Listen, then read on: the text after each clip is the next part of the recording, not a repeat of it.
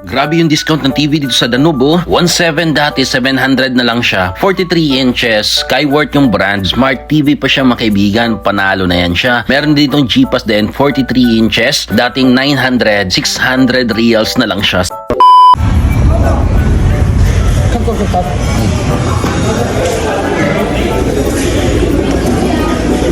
Ito yung pinakamaganda sa katrabaho ko.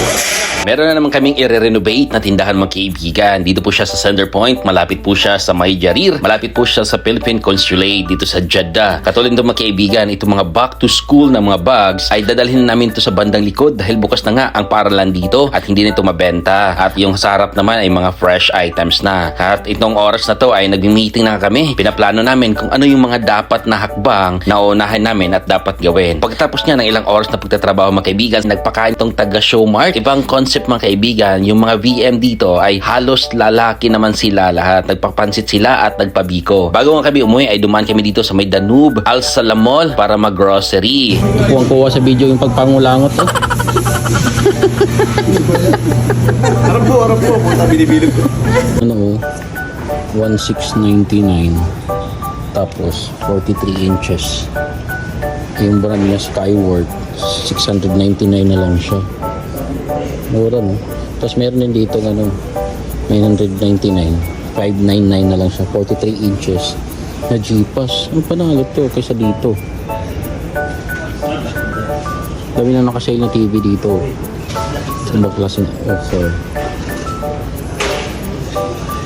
At ayun nga mga kaibigan, ang daming mga nakasale na TV ngayon sa mismong Danube Al Salam Mall. Sa mga magtatanong, dito po yun sa Jeddah. At ayun nga, biyahe na kami niyan mga kaibigan pa uwi. Ipinakita ko lang tong kalsada na to mga kaibigan na highway to ito, main highway. Paakyat to siya mga kaibigan at ang ganda lang tingnan pagpababa nito. Dahil makikita mo talaga ang daming sasakyan ngayon. Sobrang traffic na dito pag ganitong oras mga kaibigan sa Jeddah or sa Saudi. Dahil balik eskwela na nga yung mga estudyante dito. At marami na talagang mga sasakyan na buhabiyahe. Lalo na dito ngayon sa Saudi dahil allowed na yung mga babae na mag-drive nga ng mga sasakyan. At pagdating ko nga sa bahay, daldali nga ako, magluluto na ako ng nilaga dahil sobrang gutom ko na. At kailangan ko na agad magluto mga kaibigan pagdating ng bahay nang sa ganun ay hindi ako tamarin. Magninilagang manok tayo ngayon mga kaibigan. At nga, inumpisan ko na siya. Naghiwa na ako dyan ng sibuyas at saka bawang. Pagkatapos niyan mga kaibigan, hinugasan ko na agad yung sangkalan at binalatan ko na agad itong patatas. Ganito mga kaibigan yung mga sangkap natin na gagamitin dito sa nilaga nating manok. Ayun, hiniwa-hiwa ko lang na pa-cube itong patatas. Pagkatapos, ito naman yung Baguio beans. Ginamitan ko siya ng kutsilyo sa una, tapos tinamad ako mga kaibigan, kaya kinamay ko lang siya. Tinanggalan ko lang na dulo to dulo mga kaibigan itong Baguio beans. Ang sarap niyan pagkasama sa nilaga. Ayun nga, hinugasan ko na agad siya ng maayos. Nang sa mga ganun, ay makita nyo nga na malinis talaga yung niluluto natin. Pagkatapos, kinuha ko agad yung pechay sa ref at tinanggalan ko siya ng ulo at hinugasan ko siya ng hinugasan dahil mabuhangin ito. At yun, matanggal din natin yung may mga insekto dyan na nakadikit sa dahon. Ito palang manok na ginamit ko mga kaibigan, yung 5 reals lang to nabili ko sa Danube. 4 na hiwa ng thigh part at pag ginati mo to magiging 8. O diba? Sulit na sulit yung mga kaibigan. Salaga lamang na 5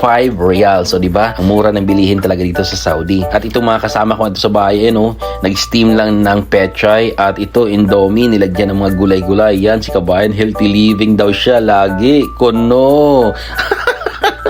Ayun nga kaibigan, impisan ko na nga ang pagluto ng nilaga. Nag-isa lang ako dito ng bawang, sibuyas mga kaibigan. Grabe. Sobrang init ng kusina namin ngayon. Grabe, ang init talaga sa Jeddah ngayon. Tapos yun, hinalo-halo ko lang siya hanggang mag-golden brown. Pagkatapos ko siyang halo-haloin mga kaibigan, ay nilagay ko na agad yung chicken. Grabe, walang kasawa ang chicken talaga dito sa karya ng Saudi Arabia mga kaibigan. Dahil ito lang yung madali nating maluto nga na karne. At napakamura pa mga kaibigan. Pagkatapos nga niyan, ay nilagyan ko na agad siya ng patis. Ayun, nang sa ganun ay kumapit agad yung lasa ng ganun, basta kumapit agad yung lasa.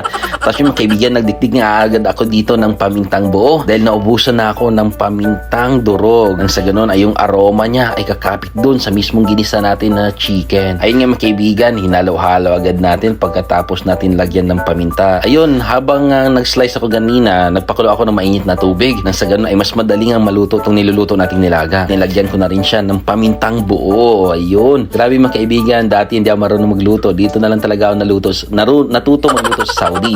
Yun, sinunod ko na agad yung sili at nilagay ko na agad yung patatas na hiniwa natin. Pati na rin yung Baguio beans. Ayun mga kaibigan, sarap niya. Natatakam na ako sa time na yan dahil nga ginisa ko ng ginisa talaga yung chicken. At kita nyo naman yung sabaw niya talagang nagba-brown. Brown ba yan? Parang hindi naman. Ayun mga kaibigan, hinalo-halo natin. Kita nyo naman. Ayun, grabe, kumukulo-kulo talaga siya. Tingin ko talaga dyan, sarap na ako dyan talaga. At pagkatapos ng ilang halo-halo dyan mga kaibigan, nilagyan na rin natin siya ng iodized salt, pampalasa. Samantala sa kabila, si Arby naman, nagpiprito ng isda. Kaso nga lang, grabe, may sugat ako sa braso dahil natalsikan nga ako ng isdang niluluto niya. Sinunod ko na mga kaibigan yung pechay. Grabe, ito talaga yung pechay dito ang nagpapasarap mga kaibigan. Pag nilaga talaga, dapat pechay talaga dahil ito yung nagpapasarap at nagpapabango talaga yung pechay. Ay mga kaibigan, pagtapos na ilang minuto nga, sobrang sarap na niya. Grabe, proud na proud sa niluto. At ayun nga mga kaibigan, kumuha na agad ako ng mangkok at sinando ko na agad kasi sobrang gutom na talaga ako dyan. At gusto ko na siyang talagang kainin. Grabe, ang sarap talaga laging magsabaw mga kaibigan. Nang sa ganun ay masabawan man lang yung ating katawan. At ayun nga mga kaibigan, grabe, sarap na sarap ako dyan. Pero mas masarap yan pag baka. Pero hindi ako nagluluto talaga ng baka kasi sobrang tagal talaga lutuin ng baka. Kita yung itsura ko dyan. Grabe, kaawa-awa, pawis na pawis, basang-basa yung t-shirt ko dyan. Ayun, nag-umpisa na akong kumain. Tara mga kaibigan, kain tayo, sarap na ito. So hanggang dito lang ating vlog. Maraming salamat ulit sa panood at God bless sa ating lahat. Paalam!